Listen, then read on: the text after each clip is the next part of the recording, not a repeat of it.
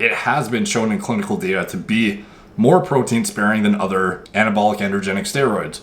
So this is why it shines so much in a calorie deficit relative to other compounds and in a bulk phase.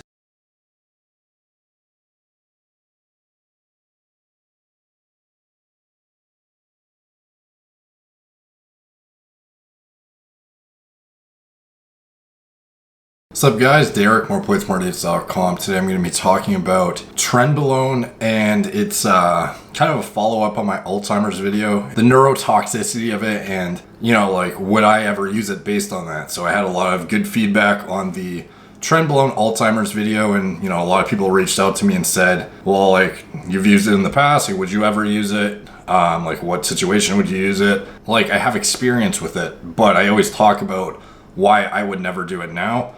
The only time, like, basically I want to outline kind of why I would even use Trenbolone in the first place if I were to use it. So I think it's more of a tool in a competitive bodybuilder's toolbox. When it comes to like actual lean muscle accrual, Trenbolone does not significantly outperform other, bioidentical hormones that have tons of clinical data on humans that are supported by decades of research and have, hordes of safety data backing them. Like, it's not superior to very, staple hormones for building muscle. And the thing is though, as far as protein sparing, there's a difference between accrual and like degradation of lean muscle tissue. So if you're in a calorie deficit and you're cutting for a competition, the place where Trenbolone excels is in its protein sparing capabilities. So this is why, like, personally, I would never use it because I'm not stepping on stage. But if I were to step on stage, this is when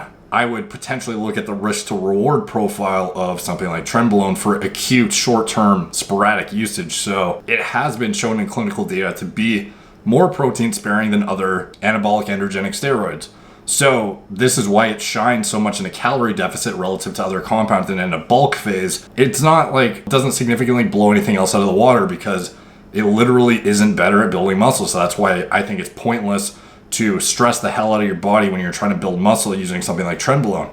During a contest prep, if I was literally going to step on stage, that's the only time I would like even look at it. Like, when it comes to protein accretion through the literal muscle building process, Trenbolone does not outperform bioidentical hormones that we know what to expect, have high levels of tolerability in the clinical data, have, all the things that I've already mentioned in terms of human-based safety. So am I going to choose that or some like random cattle drug that's shown to like inhibit deep sleep and cause like beta amyloid plaque buildup, like, for the exact same outcome? Obviously in the off season, or in a building muscle phase, or in any phase that would involve super physiological hormone use, it just wouldn't be illogical for me to use something like Trenbolone. So like, there's a lot of guys using it every single cycle, which is like super overkill, and these are the guys who are going to end up probably way more screwed up than the next guy who's like using it very conservatively. So that's sort of like, the point of the video. And like, although purely anecdotal, the guy, like I mentioned this in my last video, guys I've seen who cruise on Tren, it seems like progressively something gets a bit off. If it's the beta amyloid plaque buildup, I don't really know, but it's definitely not something you want to be on a long-term basis. And in the short term, even like the literal only time I would deploy it personally is, like 6 to 8 weeks out of stepping on stage if I was a, like a top competitive bodybuilder or something, and I'm not. So, obviously in terms of that, hopefully that answers your guys' question. I had quite a few people ask me about that. So would I use it personally? Literally only if I was stepping on stage. And then at that point, I would have to sit down and look at everything, my health markers and everything, and say, this is a calculated risk for, deploying Trenbolone for that, last month and a half to 2 month period where you're trying to achieve a body composition that would otherwise be harder to achieve that look without this compound. Whereas, relative to the off season or any other phase besides literally stepping on stage, it's just completely unnecessary, and